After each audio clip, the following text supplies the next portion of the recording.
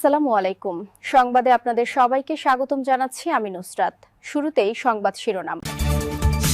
লেবাননে ইসরায়েলি হামলায় Hezbollah commander সহ নিহত ১২। ২০০৩ সালের পর মধ্যপ্রাচ্যে যুক্তরাষ্ট্রের বৃহত্তম সামরিক সমাবেশ। পারস্য উপসাগরে বিশেষ গুপ্তচর ড্রোন উড়াল যুক্তরাষ্ট্র। ট্রাম্পের আরোপিত শুল্ক অবৈধ ঘোষণা করল মার্কিন সুপ্রিম কোর্ট। দর্শক, এতক্ষণ শুনছিলেন সংবাদ শিরোনাম। এখন বিস্তারিত। আপনি যদি ইসরায়েলের ধ্বংস চেয়ে থাকেন তাহলে চ্যানেলটি সাবস্ক্রাইব করে দিবেন এবং ভিডিওতে লাইক করে আপনার মূল্যবান মতামত কমেন্টে লিখে জানিয়ে দিবেন। এখন বিস্তারিত। রোববার মার্কিন সুপ্রিম কোর্টে বলা হয়েছে, সাম্প্রতিককালে লেবাননের পূর্ব ও দক্ষিণাঞ্চলে ইসরায়েলির বিমান ও ড্রোন হামলায় অন্তত ১২ জন নিহত হয়েছেন। নিহতদের মধ্যে দেশটির সশস্ত্র গোষ্ঠী হিজবুল্লাহ একজন কমান্ডারও রয়েছে বলে জানা গেছে। লেবাননের সরকারি সংবাদ সংস্থা ন্যাশনাল নিউজ এজেন্সি এনএনএ এর বরাতে এক প্রতিবেদনে এ তথ্য জানিয়েছে কাতার ভিত্তিক সংবাদ মাধ্যম আল জাজিরা। সংবাদ সংস্থাটি জানায়, পূর্বাঞ্চলের বেকা উপত্যকায় বিমান হামলায় প্রথমে ৬ জন নিহত ও ২৫ জনের বেশি আহত হন। পরে নিহতের সংখ্যা ১০-এর বেশি বলে হালনাগাদ করা হয় এবং আহতের সংখ্যা বেড়ে দাঁড়ায় অন্তত ৩০ জনে। আহতদের বিভিন্ন হাসপাতালে ভর্তি করা হয়েছে। বেকা গভর্নরেটের রিয়াক শহরের একটি ভবনে এই হামলা হয়। ধ্বংসস্তূপে এখনও জীবিতদের খোঁজে উদ্ধার অভিযান চলছে বলে জানিয়েছে এনএনএ। ইসরায়েলি সেনাবাহিনীর দাবি, তারা বালবেক এলাকায় হিজবুল্লার কমান্ড সেন্টার লক্ষ্য করে হামলা চালিয়েছে। অন্যদিকে হিজবুল্লার একটি সূত্র বার্তা সংস্থা এএফপিকে জানিয়েছে, নিহতদের মধ্যে তাদের একজন সামরিক নেতা রয়েছেন। এর আগে শুক্রবার দক্ষিণ লেবাননের সাইদুন শহরের উপকণ্ঠে অবস্থিত আইন আল হিলভে শরণার্থী শিবিরেও হামলা হয়। লেবাননের স্বাস্থ্য মন্ত্রণালয় জানায়, সেখানে অন্তত ২ জন নিহত হয়েছেন। এনএনএ জানায়, একটি ইসরায়েলি ড্রোন শিবিরের হিত্তিন এলাকায় হামলা চালায়। ইসরায়েলি বাহিনী এক বিবৃতিতে বলেছে, তারা বারবার যুদ্ধবিরতি লঙ্ঘনের জবাবে একটি হামাস কমান্ড সেন্টারে আঘাত এনেছে। তবে হামাস এ হামলার নিন্দা জানিয়ে বলেছে, এতে বেসামরিক লোকজন হতাহত হয়েছেন। এনএনএ আরও জানায়, শরণার্থী শিবিরে হামলায় একটি ভবন ব্যাপক ক্ষতিগ্রস্ত হয়েছে। ভবনটি আগে শিবিরের নিরাপত্তার দায়িত্বে থাকা যৌথ ফিলিস্তিনি বাহিনীর ব্যবহৃত হলেও বর্তমানে সেখানে একজন ব্যক্তি খাদ্য সহায়তা বিতরণের রান্নাঘর পরিচালনা করছিলেন। সাম্প্রতিক এই হামলাগুলো লেবানন ইসরায়েল সীমান্তে নতুন করে অস্থিরতা ও সংঘাতের আশঙ্কা তৈরি করেছে। ইরান ও যুক্তরাষ্ট্রের মধ্যে চলমান স্নায়ুযুদ্ধের চরম উত্তেজনার মাঝে মধ্যপ্রাচ্যে ২০০৩ সালের ইরাক আক্রমণের পর বৃহত্তম বিমান শক্তি জড়ো করেছে মার্কিন সামরিক বাহিনী। দ্য ওয়াল স্ট্রিট জার্নালের এক প্রতিবেদন থেকে জানা যায়, অত্যাধুনিক F-35 লাইটনিং ও F-22 র্যাপ্টার স্টিলথ ফাইটার সহ কয়েক ডজন যুদ্ধবিমান ইতিমধ্যে জর্ডানের মুয়াফফাক সালতি এবং সৌদি আরবের প্রিন্স সুলতান বিমান ঘাঁটিতে অবস্থান নিয়েছে। প্রেসিডেন্ট ডোনাল্ড ট্রাম্পের চূড়ান্ত অনুমোদনের অপেক্ষায় থাকা এই বিশাল সামরিক বহর যে কোনো মুহূর্তে ইরানের ওপর ভয়াবহ আঘাত হানতে প্রস্তুত।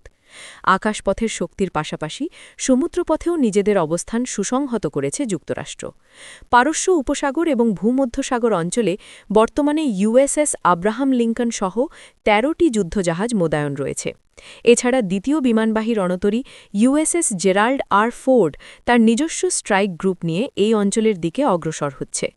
সামরিক বিশ্লেষকরা বলছেন, গত জুনের মিডনাইট হ্যামার অপারেশনের মতো একক কোনো হামলা নয়, বরং কয়েক সপ্তাহব্যাপী দীর্ঘস্থায়ী বিমান যুদ্ধের সক্ষমতা নিয়ে এবার মাঠে নেমেছে ট্রাম্প প্রশাসন।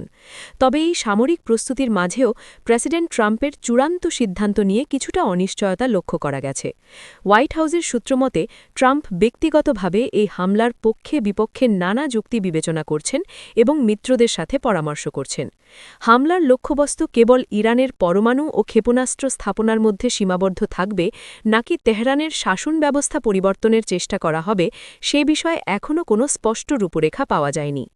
এদিকে জেনেভায় দুই দেশের মধ্যে পরোক্ষ আলোচনায় কিছুটা অগ্রগতির খবর পাওয়া গেলেও উভয় পক্ষই তাদের মৌলিক অবস্থানে অনড় রয়েছে। পাল্টা ব্যবস্থা হিসেবে ইরানও তার বিশাল ক্ষেপণাস্ত্র ভাণ্ডার এবং আঞ্চলিক প্রক্সি বাহিনীগুলোকে সতর্ক অবস্থায় রেখেছে। তেহরান হুমকি দিয়েছে যে যে হামলা হলে তারা বিশ্ব অর্থনীতির লাইফলাইন হিসেবে পরিচিত হরমুজ প্রণালী বন্ধ করে দেবে। প্রাক্তন মার্কিন সামরিক কর্মকর্তাদের মতে এই বিশাল শক্তি প্রদর্শনের মূল উদ্দেশ্য হতে পারে ইরানকে একটি কঠিন চুক্তিতে আসতে বাধ্য করা। প্রেসিডেন্ট ট্রাম্প গত সোমবার ১৬ ফেব্রুয়ারি সাংবাদিকদের কাছে হুঁশিয়ারি উচ্চারণ করে বলেন, আমি মনে করি না যে তারা চুক্তি না করার পরিণাম ভোগ করতে প্রস্তুত। ইরান ও যুক্তরাষ্ট্রের মধ্যে পরমাণু চুক্তি নিয়ে আলোচনা ব্যর্থ হওয়ার পর পারস্য উপসাগরের আকাশে আমেরিকার শক্তিশালী গুপ্তচর ড্রোনের আনাগোনা ব্যাপক বৃদ্ধি পেয়েছে।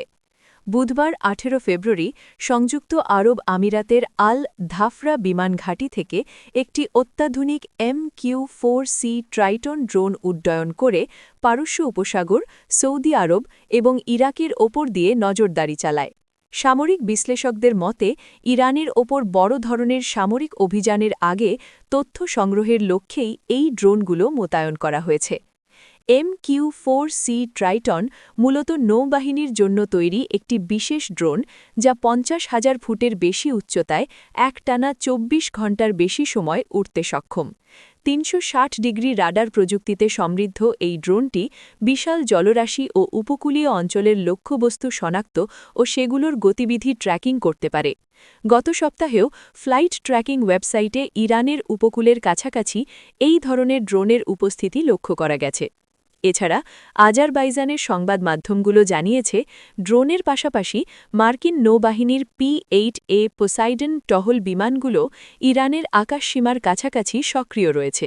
প্রেসিডেন্ট ডোনাল্ড ট্রাম্প ইরানের বিরুদ্ধে কয়েক সপ্তাহের ব্যাপী একটি বিশাল সামরিক অভিযান বা পুরোদস্তুর যুদ্ধ শুরু করার চূড়ান্ত অনুমোদনের দ্বারপ্রান্তে রয়েছেন বলে ধারণা করা হচ্ছে। এই প্রস্তুতির অংশ হিসেবে মধ্যপ্রাচ্যে যুক্তরাষ্ট্রের সামরিক শক্তি দ্বিগুণ করা হয়েছে।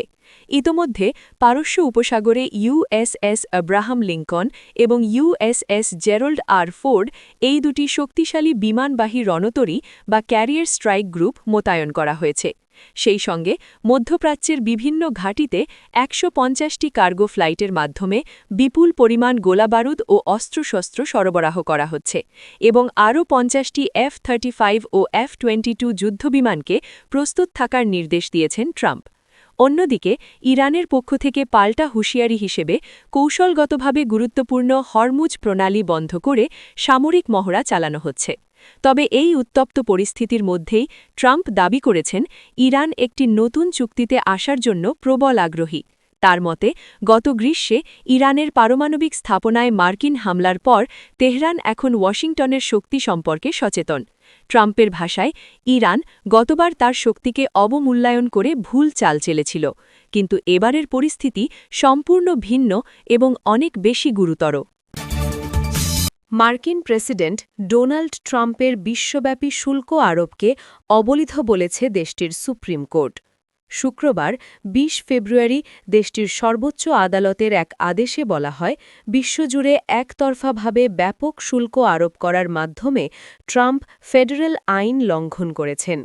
এটি হোয়াইট হাউসের জন্য একটি বড় ধরনের পরাজয়, কারণ বিষয়টি প্রেসিডেন্টের পররাষ্ট্র নীতি ও অর্থনৈতিক পরিকল্পনার মূল কেন্দ্রে ছিল।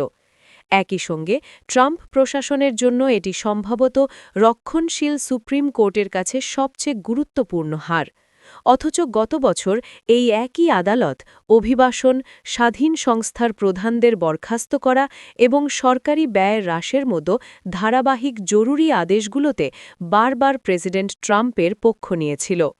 আদালতের বিচারকদের মধ্যে সংখ্যাগরিষ্ঠের মতামত, যার অনুপাত ৬-৩, লিখে প্রধান বিচারপতি জন রবার্টস বলেন, এই শুল্ক আরোপ আইনের সীমা লঙ্ঘন করেছে।